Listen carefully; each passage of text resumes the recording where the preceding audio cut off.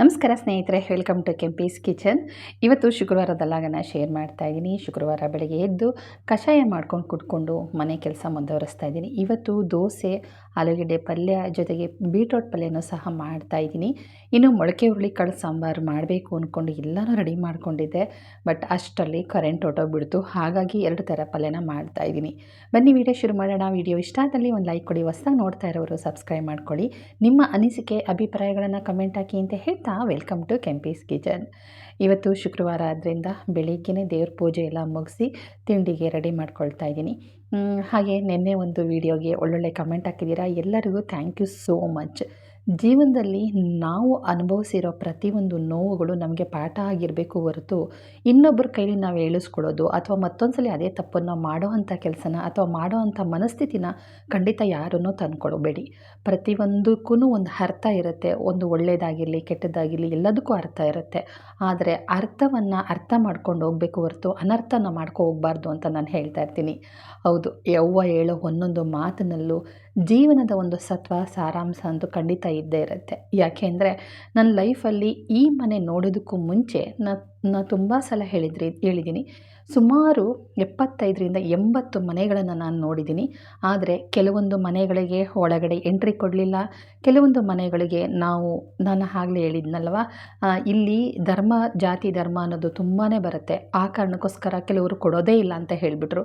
ಇನ್ನು ಕೆಲವರಲ್ಲಿ ಅವರು ಕಂಡೀಷನ್ ಹಾಕಬೇಕು. ಕೆಲವೊಂದು ಜೀವನಕ್ಕೆ ನಮ್ಮ ಲೈಫ್ ನಾವು ಮನೆ ತಗೊಳ್ಳೋದೇನಕ್ಕೆ ನೆಮ್ಮದಿಯಾಗಿರಬೇಕು ಅಂತ.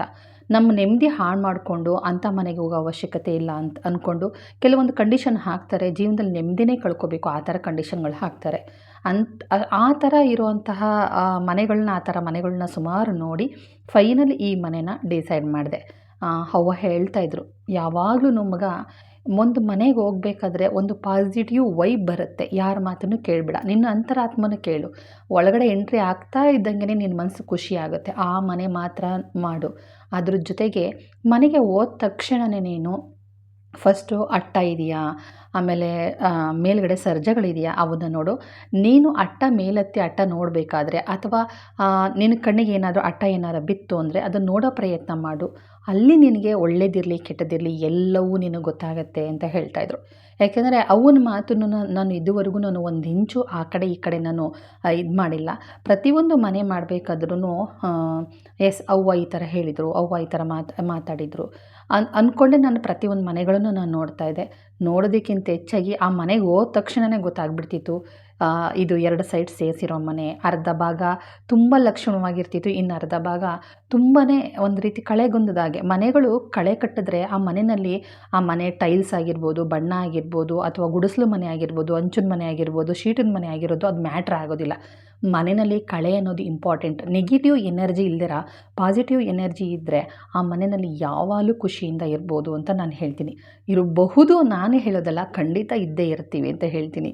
ಬನ್ನಿ, ಜೀವನದಲ್ಲಿ ನಾವು ಮನೆ ಮಾಡಬೇಕಾದ್ರೆ ಖಂಡಿತವಾಗ್ಲೂ ಯಾರೋ ಹೇಳಿದ್ರು ಅಂತಾಗಲಿ ಅಥವಾ ತುಂಬ ಅರ್ಜೆಂಟಲ್ಲಿ ನಾನು ಮನೆ ಮಾಡಿದೆ ಅಂತಾಗಲಿ ಖಂಡಿತವಾಗ್ಲೂ ಕೆಲವೊಂದು ನಿರ್ಧಾರಗಳನ್ನು ತಗೊಳ್ಳೋಕೆ ಹೋಗಬೇಡಿ. ಅಥವಾ ಆ ಥರ ಮನೆಗಳನ್ನು ನೀವು ಖಂಡಿತ ಮಾಡೋದಕ್ಕೆ ಹೋಗಬೇಡಿ. ಕೆಲವ್ರ ನಂಬಿಕೆ ಇರುತ್ತೆ, ದೇವ್ರ ಹತ್ರ ಕೇಳೋದು, ಪ್ರಸಾದ ಕೇಳೋದು, ಅಕ್ಷತೆ ತೆಗೆಯೋದು, ಹೂವನ್ನು ತೆಗೆಯೋದು, ಅಥವಾ ಇನ್ನು ಮೈ ಮೇಲೆ ದೇವ್ರು ಬರುತ್ತೆ ಅಂತ ಹೇಳ್ತಾರಲ್ಲ ಆ ಥರ ಹೋಗಿ ಕೇಳೋದು, ಅದೆಲ್ಲವೂ ಇರುತ್ತೆ. ಎಲ್ಲದರ ಜೊತೆಗೆ ನಮ್ಮ ಹಿರಿಯರು ಹೇಳಿರೋದನ್ನು ಖಂಡಿತ ಪಾಲನೆ ಮಾಡಿ. ವಾಸ್ತುನ ಓದ್ ಮನೆಯಲ್ಲೆಲ್ಲ ಖಂಡಿತ ಇರೋದಿಲ್ಲ. ವಾಸ್ತು ಇಲ್ಲದಿದ್ರೂ ಪರವಾಗಿಲ್ಲ, ಅಗ್ನಿ ಮೂಲೆಯಲ್ಲಿ ಅಡುಗೆ ಮನೆ ಇದೆಯಾ, ಕರೆಕ್ಟಾಗಿ ಮನೆ ಪೂರ್ವ ದಿಕ್ಕಿಗೆ ಬಾಗಿಲಾಗಿದೆಯಾ, ಫಸ್ಟು ಹೆಸರು ಬಲಕ್ಕೆ ಯಾವ ಬಾಗಿಲು ಹೊಂದುತ್ತೆ ಅಂಥ ಮನೆಗಳನ್ನು ಮಾಡ್ಕೊಳ್ಳಿ. ಅದಾದಮೇಲೆ ಸ್ವಲ್ಪ ವಾಸ್ತು ಆಚೆ ಈಚೆ ಆದ್ರೂ ಸ್ವಲ್ಪ ತಕ್ಕ ಮಟ್ಟಿಗೆ ನಾವಿರೋ ತನಕ ವಾಸ್ತುನ ನಾವು ಸರಿ ಮಾಡ್ಕೊಂಡು ಹೋಗ್ಬೋದು. ಆಯಿತಾ, ಸರಿ ಮಾಡ್ಕೊಂಡು ಹೋಗ್ಬೋದು.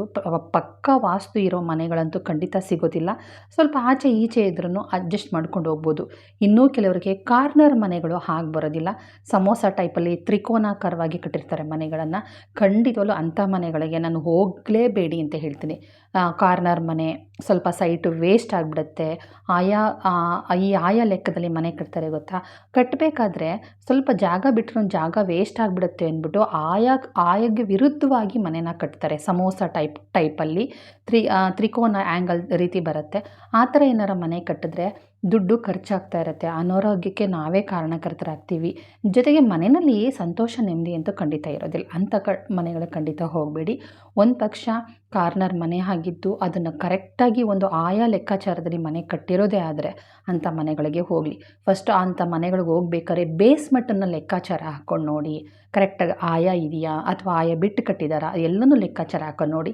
ಯಾಕೆಂದರೆ ನಾವು ಹಾಗೆ ಮಾಡಿರೋದು, ಪ್ರತಿಯೊಂದು ಲೆಕ್ಕಾಚಾರ ಹಾಕ್ಕೊಂಡು ಹೋಗಿದ್ದು. ನನ್ನ ಕೈಲಾದಷ್ಟು, ನಾನೇನು ಪ್ರವೀಣೆ ಅಂತ ಅಲ್ಲ, ನಾನು ದೊಡ್ಡ ವಿದ್ವಾನ್ ಅಂತ ನಾನು ಹೇಳ್ಕೊಳ್ಳೋದಿಲ್ಲ. ನನ್ನವ್ವ ನನಗೆ ಎಷ್ಟು ಹೇಳಿಕೊಟ್ಟಿದ್ದೀರೋ ಅದರ ಅಷ್ಟನ್ನು ನಾನು ಫಾಲೋ ಮಾಡ್ಕೊಂಡು ಹೋಗ್ತಾಯಿದ್ದೀನಿ. ಅದಂತೂ ನಿಜ. ನಾನು ಮನೇನ ಹುಡುಕ್ಬೇಕಾದ್ರೂ ಸಹ ನಾನು ಎಂಟ್ರಿ ಹುಡ್ಕೋದಕ್ಕೆ ಶುರುವಾಗಿದ್ದು ರಥಸಪ್ತಮಿ ದಿನ. ಅವತ್ತು ದಿನ ನಾವೇನೇ ಕೆಲಸ ಮಾಡಿದ್ರೂ ತುಂಬ ಒಳ್ಳೆಯದು ಅಂತಾರೆ. ಆ ಕಾರಣಕ್ಕೋಸ್ಕರ ಅವತ್ತು ಮನೆ ಹುಡ್ಕೋದಕ್ಕೆ ಶುರು ಮಾಡಿದೆ. ಬಟ್ ನನಗೆ ತುಂಬಾ ಒಳ್ಳೆಯದಾಯಿತು. ಜೊತೆಗೆ ರಾಹುಗಾಲ, ಗುಳಿಗಾಲ, ಯಮಗಂಡ ಕಾಲ ಅಂತ ನೋಡಿಕೊಂಡು ನಾನು ಮನೆ ಹುಡ್ಕೋದಕ್ಕೆ ಶುರು ಮಾಡಿದೆ. ಅದಾದ ಮೇಲೆ ನನ್ನ ಲೈಫಲ್ಲಿ ಒಂದೊಂದೇ ಮನೆಗಳು ಬ್ರೋಕರ್ ಇಲ್ಲದಿರ ಈ ಮನೇನ ನಾನು ಭೋಗ್ಯಕ್ಕೆ ನಾನು ಹಾಕ್ಕೊಂಡಿದ್ದು. ಹೌದು, ನಾನು ನಾವಿದ್ದ ಏರಿಯಾಗೂ ಈ ಏರಿಯಾಗೂ ಸಿಕ್ಕಾಪಟ್ಟೆ ಅಜಗಜಾಂತರ ವ್ಯತ್ಯಾಸ ಇದೆ. ಅಲ್ಲಿ ಪುಟ್ಟ ಮನೆಗಳಿಗೆ 15,000 ರೂಪಾಯಿ, 10,000 ರೂಪಾಯಿ ಬಾಡಿಗೆ ಆಗಿರುತ್ತೆ. ಇಲ್ಲಿ ನಾವು ಮನೆ ಮಾಡಿರೋದು 3 BHK ಮನೆ. ಬಾಡಿಗೆ ಬಂದುಬಿಟ್ಟು 10,000 ರೂಪಾಯಿ, ಲೀಸ್ ಬಂದುಬಿಟ್ಟು 10 ಲಕ್ಷ ರೂಪಾಯಿ ಅಂತ ಹೇಳಿದರು. ಲಾಸ್ಟಿಗೆ ಓಕೆ ಆಯಿತು ನೋಡೋಣ ಅಂತಂದ್ಬಿಟ್ಟು ಗಂಡ ಹೆಂಡತಿ ಇಬ್ಬರು ಕೂತು ಮಾತಾಡಿ ಒಂದು ಫಸ್ಟ್ ಟೈಮ್ ನಿರ್ಧಾರನ ತಗೊಂಡು ಲಾಸ್ಟಿಗೆ ಅವ್ರ ಹತ್ರ ಮಾತಾಡಿ ನಮ್ಮ ಮನೆಯವರು ಹೇಳಿದರು ಕೊನೆಗೆ ನೋಡೋಣ ಇನ್ನೂ ಒಂದ್ಸಲ ಕೇಳೋಣ, ಬಾಡಿಗೆ ಕಮ್ಮಿ ಮಾಡ್ಕೊಳ್ತಾರಂತ. ಬಟ್ ಈ ಏರಿಯಾದಲ್ಲಿ ಯಾರಿಗೂ ಕಮ್ಮಿ ಮಾಡ್ಕೊಳ್ಳಲ್ಲ ಸರ್, ಎಲ್ಲ ಕಡೆನೂ ಇದೇ ಥರ ಇರೋದು ಅಂತಂದರು. ಪರವಾಗಿಲ್ಲ ಅಂತ ಮಾಡ್ಕೊಂಡ್ವಿ. ಇನ್ನು ಮನೆ ಮಾಡೋ ಇಂತಹ ವಿಚಾರ ಬಂದಾಗ ಒಬ್ಬೊಬ್ಬರು ಒಂದೊಂದು ರೀತಿ ಹೇಳ್ತಾರೆ. ಫಸ್ಟು ಆ ಮನೆಯಲ್ಲಿ ಯಾರದಾದ್ರೂ ಏನಾದರೂ ತೊಂದರೆ ಆಗಿದೆಯಾ, ಸಾವು ನೋವುಗಳಾಗಿದೆಯಾ ತಿಳ್ಕೊಳ್ಳಿ. ಅದರ ಜೊತೆಗೆ ಆ ಮನೆ ಯಾರ ಹೆಸರಲ್ಲಿದೆ, ಮಗನ ಹೆಸರಲ್ಲ, ಅಳಿಯನ ಹೆಸರಲ್ಲ, ಸೊಸೆ ಹೆಸರಲ್ಲ, ಮಗಳ ಹೆಸರಲ್ಲ ತಿಳ್ಕೊಳ್ಳಿ.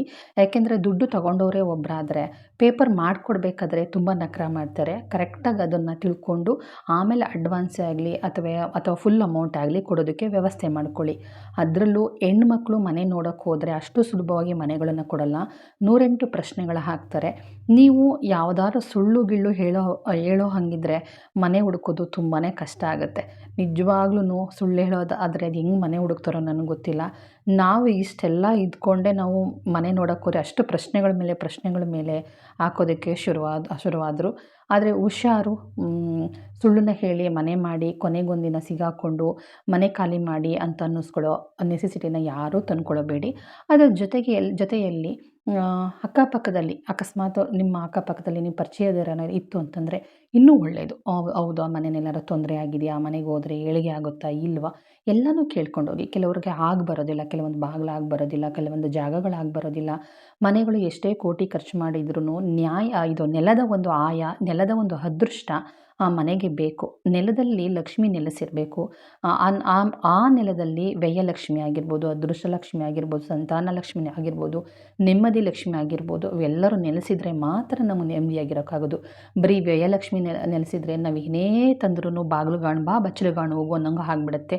ಎಷ್ಟೇ ಕೋಟಿ ನಾವು ಮನೆ ಒಳಗಡೆ ತಂದ್ರೂ ಸಹ ಸಂಜೆ ಆದ ತಕ್ಷಣ ದುಡ್ಡನ್ನು ಲೆಕ್ಕ ಹಾಕಕ್ಕೆ ಹೋದರೆ ಕೈಯಲ್ಲಿ 1 ರೂಪಾಯಿ ದುಡ್ಡು ಇರೋದಿಲ್ಲ. ನಾನಾ ಕಾರಣಗಳಿಂದ ನಾನಾ ರೀತಿಯಾಗಿ ಖರ್ಚಾಗೋಗಿರುತ್ತೆ. ಅದಕ್ಕೆ ಬಾಗಿಲುಗಾಣು ಬಾ ಬಚ್ಚಲುಗಾಣು ಹೋಗು ಅಂತ ನಾನು ಹೇಳಿದ್ದು ಗಾದೆನ. ಆ ಥರ ಆಗುತ್ತೆ. ಹುಷಾರು. ನಾವು ಮನೇನ ನೋಡಿಕೊಂಡು ಈಗಿನ ಕಾಲಕ್ಕೆ ತಕ್ಕಾಗಿ ಮನೆಗಳನ್ನು ನೋಡೋದಲ್ಲ. ನಮ್ಮ ಒಂದು ಹೆಸರು ಬಲಕ್ಕೆ ನನಗೆ ಆ ಮನೆ ನೆಮ್ಮದಿ ಇದೆಯಾ ಅದನ್ನು ನೋಡಿ. ಕೆಲವ್ರು ನಾನು ನೋಡ್ತೀನಿ, ಹೌದು ಟೈಲ್ಸ್ ಚೆನ್ನಾಗಿದೆ, ಆ ಕಲರ್ ಚೆನ್ನಾಗಿದೆ, ವಾರ್ಡ್ರೋಬ್ಗಳೆಲ್ಲ ಚೆನ್ನಾಗಿದ್ದಾವೆ, ಅಯ್ಯೋ ಎಷ್ಟು ಸಖತ್ತಾಗಿದೆ ಮನೆ ಅಂತ ಹೇಳ್ತಾರೆ. ಬಟ್ ನನ್ನ ಒಂದು ಮನೆ ಹುಡುಕಾಟದಲ್ಲಿ ನನಗೆ ಆ ಮನೆ ಒಳಗಡೆ ಎಂಟ್ರಿ ಕೊಡ್ತಾ ಇದ್ದಂಗೆ ಒಂದು ಪಾಸಿಟಿವ್ ವೈಬ್ ಬಂದರೆ ಮಾತ್ರ ನಾನು ಮನೆ ಮಾಡೋದು ಅಂದ್ಕೊಂಡೆ ಡಿಸೈಡ್ ಮಾಡ್ಕೊಂಡು ಮನೆ ಮಾಡಿದ್ದು. ಜೊತೆಗೆ ಮನೆ ಮಾಡಬೇಕಾದ್ರೆ ನಾನೊಬ್ಬಳೇ ಮನೆ ಮಾಡಿದ್ದು, ಯಾರನ್ನು ಕರ್ಕೊಂಡೋಗಲಿಲ್ಲ. ಕಾರಣ ಏನಂದರೆ ನಮ್ಮ ಮನೆಯವ್ರು ನಿನ್ನ ಜೊತೆ ಮಾತ್ರ ಬರಲ್ಲಮ್ಮ, ನೀನು 1-2 ಮನೆ ನೋಡಲ್ಲ, ನನ್ನ ಕೈಲಿ ಇನ್ನು ಸುತ್ತಕ್ಕಾಗಲ್ಲ ಅಂತಂದರು. ಇನ್ನು ಮಗ ಅಂತೂ ಅವರು ಓದ್ತಾ ಇದ್ದಾರೆ, ಅವರು ಬರಲ್ಲ ಅಂತ ಹೇಳಿದರು. ಹಾಗಾಗಿ ಒಬ್ಬಳೇ ನಾನು. ನನ್ನ ಸ್ನೇಹಿತೆಯೂ ಸಹ ಅಮ್ಮ ನೀನು ಯಾವ್ದಾರ ಮನೆ ನೋಡಿಕೊಂಡು ಓಕೇನೋ ಅವಾಗ ಬರ್ತೀನಿ ಅಂತಂದ್ಲು. ಕೊನೆ ಲಾಸ್ಟಿಗೆ ನಾನೇ ಮನೆ ನೋಡ್ಕೊಂಡು ಬಂದು ಅವ್ರ ಮಾವನ ಕಳಿಸಿದ್ರು. ಅವ್ರ ಮಾವನೇ ಈ ಮನೆಯನ್ನು ತೋರಿಸಿದ್ರು. ಬಟ್ ಒಂದು ಖುಷಿ ಏನಂತಂದರೆ ಅವ್ರ ಕಝಿನೂ ಸಹ ನಮ್ಮ ಮನೆ ಎದುರುಗಡೆ ಇದ್ದಾರೆ, ಅದೊಂದು ಖುಷಿ ನನಗೆ. ಬಟ್ ಈ ಮನೆ ನನಗೆ ಓಕೆ ಆಯಿತು. ನಾನು ಮನೆ ನೋಡೋರಿಗೆ ಹೇಳೋದೊಂದು ಕಿವಿ ಮಾತು, ಆ ಮನೆ ಬಗ್ಗೆ ಸಂಪೂರ್ಣ ಮಾಹಿತಿ ನೋಡ್ಕೊಳ್ಳಿ. ಆ ಮನೆ ಯಾರ ಹೆಸರಲ್ಲಿದೆ ಏನೋ ತಿಳ್ಕೊಳ್ಳಿ. ಸುಮ್ಮನೆ ಟೋಕನ್ ಅಡ್ವಾನ್ಸ್ ಕೊಡೋದಕ್ಕೆ ಹೋಗಬೇಡಿ. ಜೊತೆಗೆ ಮನೆ ಆಯವನ್ನು ನಿಮ್ಮ ಕಣ್ಣಲ್ಲಿ ಬೇಸ್ಮೆಂಟ್ ಲೆಕ್ಕಾಚಾರದಲ್ಲಿ ನೀವು ಕಣ್ಣಲ್ಲೇ ನೋಡಿದ್ರೆ ಗೊತ್ತಾಗ್ಬಿಡುತ್ತೆ. ಒಂದು ಪಕ್ಷ ಕಾರ್ನರ್ ಮನೆ ಇತ್ತು ಅಂದ್ರೂ ಕರೆಕ್ಟಾಗಿ ಆಯ ಕಟ್ಟಿದ್ದಾರಾ ಅಂತ ನೀವೇ ನೋಡ್ಕೊಳ್ಳಿ. ಅದಕ್ಕೇನು ಶಾಸ್ತ್ರದವ್ರು ಬೇಕಾಗಿಲ್ಲ, ಮನೆ ಓನರ್ ಕೇಳೋ ಅವಶ್ಯಕತೆ ಇಲ್ಲ. ನಮ್ಮ ಕಣ್ಣಳ್ತೇನೆ ಅದೆಲ್ಲ ಗೊತ್ತಾಗುತ್ತೆ. ನಿಮಗೆ ಗೊತ್ತಾಗಲಿಲ್ಲ ಅಂದ್ರೂ ಅದ್ರ ಫೋಟೋ, ಆ ಪಾಯದ ಆಯ ತೆಗೆದಿರ್ತಾರಲ್ಲ ಆ ಫೋಟೋ, ಆಯನೇ ಬೇರೆ ಇರುತ್ತೆ, ಮನೆ ಕಾಂಪೌಂಡೇಸ್ ಬೇರೆ ಇರುತ್ತೆ. ಮನೆ ಕಾಂಪೌಂಡನ್ನ ಸೇರಿಸ್ಕೊಂಡು ಲೆಕ್ಕಾಚಾರ ಹಾಕಬೇಡಿ. ಮನೆ ಏನು ಬೇಸ್ಮೆಂಟ್ ಹಾಕಿರ್ತಾರಲ್ವ, ಮನೆಗೆ ಮಾತ್ರ ಬೇಸ್ಮೆಂಟ್ ಹಾಕಿರ್ತಾರೆ, ಆ ಒಂದು ಆಯ ಲೆಕ್ಕಾಚಾರ ಹಾಕ್ಕೊಂಡು ನೀವು ಆಯನ ಲೆಕ್ಕ ಹಾಕಬೇಕಾಗುತ್ತೆ. ಅದನ್ನು ನೋಡ್ಕೊಂಡೋಗಿ. ಜೊತೆಗೆ ನಿಮ್ಮ ಬಾಗಿಲು ಯಾವ ದಿಕ್ಕಿಗಿರಬೇಕು ಅನ್ನೋದನ್ನು ನೋಡ್ಕೊಂಡೋಗಿ. ಇದ್ರ ಜೊತೆಗೆ ಸಣ್ಣ ಪುಟ್ಟ ಪ್ರೋಸೆಸ್ಗಳಿರುತ್ತೆ. ಮೋಟ್ರ್ ಬಿಲ್ಲು ಇಬ್ಬರದು ಒಂದೇ ಮೋಟ್ರಾ, ಬೋರ್ ನೀರು ಹಾಕಿಸ್ಬೇಕಾ, ಕರೆಂಟ್ ಬಿಲ್ ಎಷ್ಟು ಕೊಡಬೇಕು, ನೀರಿನ ಬಿಲ್ ಎಷ್ಟು ಕೊಡಬೇಕು, ಪೇಂಟಿಂಗ್ದು ಏನಿದೆ, ಇವೆಲ್ಲವನ್ನ ಸಂಪೂರ್ಣ ಮಾಹಿತಿ ತಿಳ್ಕೊಂಡೋಗಿ. ಯಾಕೆಂದರೆ ಕೆಲವ್ರು ಏನು ಮಾಡ್ತಾರೆ, ಅವ್ರ ಮನೆ ಮೋಟ್ರ್ ಆನ್ ಮಾಡಿದಾಗ್ಲೂ ನಮ್ಮ ಮನೆ ಮೋಟ್ರಿಗೂ ಇದು ಅಂದರೆ ಕರೆಂಟ್ಗೆ ಕಲೆಕ್ಷನ್ ಕೊಟ್ಟಿರ್ತಾರೆ ಮೀಟ್ರಿಗೆ. ಆ ಥರ ಎಲ್ಲ ಆಗಿ ಜಗಳ ತಂದ್ಕೊಂಡು ಮನೆ ಖಾಲಿ ಮಾಡೋಕ್ಕೆ ಹೋಗಬೇಡಿ. ಫಸ್ಟ್ ಎಲ್ಲವನ್ನೂ ತಿಳ್ಕೊಂಡು ಆಮೇಲೆ ನೀವು ಮನೆ ಮಾಡ್ತಕ್ಕಂಥದ್ದು.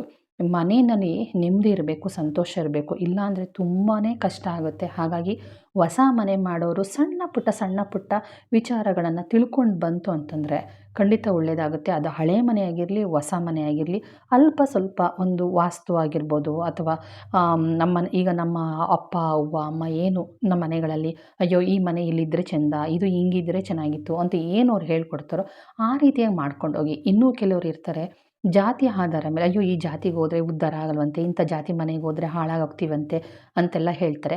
ಖಂಡಿತವಾಗ್ಲೂ ಇಲ್ಲಿ ಜಾತಿ ಇನ್ನೊಂದು ಮತ್ತೊಂದು ಏನೂ ಬರೋದಿಲ್ಲ. ಮೇಯ್ನಾಗಿ ಮನೆ ಆಯ, ಆ ಮಣ್ಣಿನ ಗುಣ, ಭೂಮಿ ಗುಣ ಅಂತ ಹೇಳ್ತಾರೆ ನಮ್ಮ ಊರ ಕಡೆ. ನಮ್ಮವ್ವ ಹೇಳೋದಂಗೆ, ಭೂಮಿ ಗುಣ ಒಳ್ಳೇದಿತ್ತು ಅಂದರೆ ಮಗ, ಮಣ್ಣು ಸಹ ಚಿನ್ನ ಆಗುತ್ತೆ. ಭೂಮಿ ಗುಣ ಒಳ್ಳೇದಿಲ್ಲ ಅಂದರೂ ಸಹ ನಾವೇನೇ ಲೋಡ್ ಗಟ್ಟಲೆ ಚಿನ್ನ ತಗೊಂಡ್ಬಂದು ಸುರಿದ್ರೂ ಸಹ ಅದು ಮಣ್ಣಾಗುತ್ತೆ. ಭೂಮಿ ಗುಣ ಮುಖ್ಯ ಮಗ ಜೀವನದಲ್ಲಿ.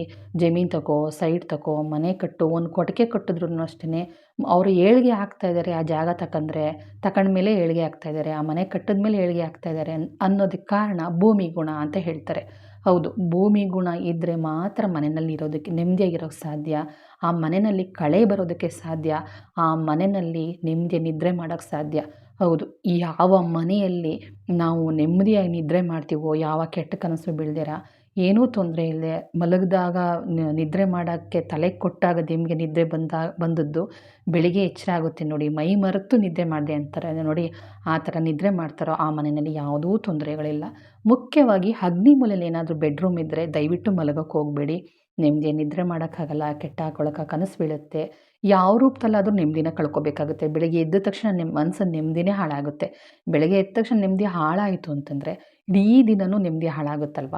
ಆ ಕಾರಣಕ್ಕೋಸ್ಕರ ಅಗ್ನಿ ಮೂಲೆಯಲ್ಲಿ ಏನಾದ್ರೂ ಬೆಡ್ರೂಮ್ ಮಾಡಿದರೆ ದಯವಿಟ್ಟು ಯಾರೇ ಆದ್ರೂ ಬೆಡ್ರೂಮಲ್ಲಿ ಮಲಗೋದಕ್ಕೆ ಹೋಗಬೇಡಿ. ಹಾಸಿಗೆ, ಬೆಡ್ಶೀಟು, ದಿಂಬು ಓಕೆ. ನಿದ್ರೆ ಮಾಡೋದಕ್ಕೆ ನೆಮ್ಮದಿ ಬೇಕು ಅಂತಂದರೆ ಸಾಧ್ಯ ಆದಷ್ಟು ನೈಋತ್ಯ ಮೂಲೆನೋ ಅಥವಾ ಈಶಾನ್ಯ ಮೂಲೆಯೋ ನಿದ್ರೆ ಮಾಡೋದಕ್ಕೆ ವ್ಯವಸ್ಥೆ ಮಾಡ್ಕೊಳ್ಳಿ ಅಂತಲೇ ಹೇಳ್ತೀನಿ. ಯಾಕೆಂದರೆ ಇದು ನನ್ನ ಜೀವನದ ಅನುಭವ ಆಗಿರೋದ್ರಿಂದ ಹೇಳ್ತಾ ಇದ್ದೀನಿ. ನಾನು ಇವಾಗ ಖಾಲಿ ಮಾಡ್ಕೊಂಡು ಬಂದಿದ್ದ ಮನೆಯೂ ಸಹ ಅಗ್ನಿ ಮೂಲೆಯಲ್ಲೇ ಇದ್ದಿದ್ದು. ಫಸ್ಟ್ ಇದ್ದಿದ್ದ ಮನೆಯಲ್ಲೂ ಅಗ್ನಿ ಮೂಲೆ, ಅದಕ್ಕಿಂತ ಮುಂಚೆ ಇದ್ದಿದ್ದ ಮನೆಯಲ್ಲೂ ಅಗ್ನಿ ಮೂಲೆಯಲ್ಲೇ ಬೆಡ್ರೂಮಲ್ಲಿ ಇದ್ದಿದ್ದು. ಆ ಮೂರೂ ಮನೆಗಳಲ್ಲೂ ಸಹ ನಾವು ಬೆಡ್ರೂಮಲ್ಲಿ ನಾವು ಯಾವತ್ತೂ ಮಲಗೇ ಇಲ್ಲ. ಎಲ್ಲರೂ ಸಹ ಅಜಾರದಲ್ಲಿ ನೀಟಾಗಿ ಹಾಸ್ಕೊಂಡು ಮಲಗ್ತಾ ಇದ್ವಿ. ಅಜಾರ ಅಂದರೆ ಹಾಲು ಅಂತ ಅರ್ಥ ಆಯ್ತಲ್ಲ, ಅಲ್ಲಿ ಮಲಗ್ತಾ ಇದ್ವಿ.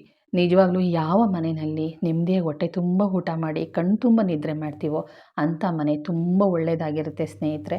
ಒಂದು ಪಕ್ಷ ಏನೋ ಒಂದು ಕೆಟ್ಟ ಅನುಭವ ಆಯಿತು ಅಂತಂದರೆ ದುಡುಕೋದಕ್ಕೆ ಹೋಗಬೇಡಿ, ಜಗಳ ಮಾಡೋದಕ್ಕೆ ಹೋಗಬೇಡಿ. ಓನರ್ಗಳ ಹತ್ರ ನಿಧಾನವಾಗಿ ಮಾತಾಡಿ, ಏನೋ ಒಂದು ಹೇಳಿ, ನಮ್ಮ ಮನೆಗೆ ಟ್ರಾನ್ಸ್ಫರ್ ಆಯಿತು ಅಂತನೋ, ಗಂಡಂಗೆ ಟ್ರಾನ್ಸ್ಫರ್ ಆಯಿತು ಅಂತಂತನೋ ಹೇಳಿ, ನಿಮ್ಮ ಮನೆ ಸರಿ ಇಲ್ಲ, ನಿಮ್ಮ ಮನೆಗೆ ಬಂದಮೇಲೆ ನನಗೆ ಕೆಟ್ಟದಾಯಿತು ಅಂತ ಯಾವ ಓನರ್ ಹತ್ರನೂ ಸತ್ಯವನ್ನು ಹೇಳೋಕ್ಕೆ ಹೋಗಬೇಡಿ. ನಿಮ್ಗೆ ಕೊಡೋ ಅಡ್ವಾನ್ಸ್ಗಾಗಿರ್ಬೋದು, ಮತ್ತೊಂದಕ್ಕಾಗಿರ್ಬೋದು, ಎಲ್ಲದಕ್ಕೂ ತೊಂದರೆ ಆಗುತ್ತೆ ಅಂತ ಹೇಳ್ತೀನಿ. ಸ್ನೇಹಿತರೆ, ಇದು ನನ್ನ ಜೀವನದ ಅನುಭವದ ಕತೆ. ಮನೆ ನೋಡೋಕ್ಕೆ ಹೋಗಬೇಕಾದ್ರೆ, ಮನೆ ಮಾಡಬೇಕಾದ್ರೆ ನಾನು ನನ್ನ ಜೀವನಕ್ಕೆ ಏನೆಲ್ಲ ಅಳವಡಿಸ್ಕೊಂಡಿದ್ದೀನಿ ಅಂತನ್ನೋದನ್ನು ನಾನು ಹೇಳ್ತಾ ಇದ್ದೀನಿ ಅಷ್ಟೇ. ಇನ್ನು ಕೆಲವೊಂದು ಸಲ ಅಗ್ನಿ ಮೂಲೆಯಲ್ಲಿ ಅಡುಗೆ ಮನೆ ಇಲ್ಲದೇ ಇದ್ದರೂ ಪರವಾಗಿಲ್ಲ, ಸ್ವಲ್ಪ ಹಿಂಭಾಗದಲ್ಲಿ ಈಶಾನ್ಯಕ್ಕೆ ಟಚ್ ಆದ ಹಾಗೆ, ಅಂದರೆ ಸಂಪೂರ್ಣವಾಗಿ ಈಶಾನ್ಯದಲ್ಲಿ ಕಟ್ಟಿರೋದಿಲ್ಲ, ಈಶಾನ್ಯಗೆ ಟಚ್ ಆದ ಹಾಗೆ ಕಟ್ಟಿರ್ತಾರೆ, ಅಂಥ ಮನೆ ಆದರೂ ಪರವಾಗಿಲ್ಲ. ಖಂಡಿತ ಮಾಡ್ಕೊಳ್ಳಿ, ಖಂಡಿತ ಎಲ್ಲರಿಗೂ ಒಳ್ಳೆಯದಾಗುತ್ತೆ ಅಂತಲೇ ಹೇಳ್ತೀನಿ. ಸ್ನೇಹಿತರೆ, ಈ ವಿಡಿಯೋನ ನಾನು ಇಲ್ಲಿಗೆ ಮುಗಿಸ್ತಾ ಇದ್ದೀನಿ. ಈ ವಿಡಿಯೋ ಏನಾದರೂ ಇಷ್ಟ ಆದಲ್ಲಿ ಒಂದು ಲೈಕ್ ಕೊಡಿ. ಹೊಸ್ದಾಗಿ ನೋಡ್ತಾ ಇರೋರು ಸಬ್ಸ್ಕ್ರೈಬ್ ಮಾಡ್ಕೊಳ್ಳಿ. ನಿಮ್ಮ ಅನಿಸಿಕೆ ಅಭಿಪ್ರಾಯಗಳನ್ನು ಕಮೆಂಟ್ ಹಾಕೋದನ್ನು ಮರಿಬೇಡಿ. ಅಲ್ಲಲ್ಲಿ ಕೆಲವೊಂದು ಕಮೆಂಟ್ಗಳು ಮಿಸ್ ಆಗಿದೆ, ಕೆಲವರಿಗೆ ಉತ್ತರ ಕೊಡೋಕ್ಕಾಗಿಲ್ಲ. ಖಂಡಿತ ಅದು ನನ್ನ ಕಣ್ಣಿಗೆ ಕಾಣಿಸಿದ್ರೆ ಮಾತ್ರ ಖಂಡಿತವಾಗ್ಲೂ ನನ್ನ ಎಲ್ಲ ಕಮೆಂಟ್ಗೂ ನಾನು ಉತ್ತರ ಕೊಡ್ತೀನಿ. ನೆಕ್ಸ್ಟ್ ವಿಡಿಯೋದಲ್ಲಿ ಖಂಡಿತ ಒಂದು ಒಳ್ಳೆ ಮಾಹಿತಿ ಜೊತೆಗೆ ಬರ್ತೀನಿ. ನಿಮ್ಗೆ ಯಾವ ರೀತಿ ಮಾಹಿತಿ ಬೇಕು ಅಂತ ಖಂಡಿತ ಕಮೆಂಟ್ ಹಾಕಿ. ವೆಯ್ಟ್ ಗೇನ್ ಆಗೋದಕ್ಕೆ ನೀವು ಕೇಳ್ತಾ ಇದ್ದೀರಾ, ಅದನ್ನು ನೆಕ್ಸ್ಟ್ ವಿಡಿಯೋದಲ್ಲಿ ಹೇಳ್ತೀನಿ. ವೆಯ್ಟ್ ಗೇನ್ ಆದರೆ ಏನಾಗುತ್ತೆ, ಕಡಿಮೆ ಆಗಿದ್ರೆ ಏನಾಗುತ್ತೆ ಅಂತ ಎಲ್ಲ ವಿಚಾರನ ನೆಕ್ಸ್ಟ್ ವಿಡಿಯೋದಲ್ಲಿ ಹೇಳ್ತೀನಿ ಸ್ನೇಹಿತರೆ. ಇವತ್ತು ದೋಸೆ ಜೊತೆಗೆ ಪಲ್ಯದ ಜೊತೆಗೆ ಇವತ್ತಿನ ವಿಡಿಯೋನ ನಾನು ಮುಗಿಸ್ತಾ ಇದ್ದೀನಿ. ಇವತ್ತು ಬೆಳಿಗ್ಗೆನೇ ಪೂಜೆ ಆದ್ದರಿಂದ ಏನೋ ಒಂದು ಪಾಸಿಟಿವ್ ವೈಬ್ ಇತ್ತು ಅಂತಲೇ ಹೇಳ್ತೀನಿ. Thank you. ಈ ವಿಡಿಯೋ ಏನಾದರೂ ಇಷ್ಟ ಆದರೆ ಒಂದು ಲೈಕ್ ಕೊಡೋದನ್ನು ಮರಿಬೇಡಿ. ನಿಮ್ಮ ಅನಿಸಿಕೆ ಅಭಿಪ್ರಾಯಗಳನ್ನು ಕಮೆಂಟ್ ಹಾಕಿ. ಹೊಸ ಮನೆಗೆ ಹೋಗೋಕ್ಕೂ ಮುಂಚೆ 1000 ಸಲ ಯೋಚನೆ ಮಾಡಿ ಹೆಜ್ಜೆ ಇಡಿ ಅಂತ ಹೇಳ್ತೀನಿ. Thank you.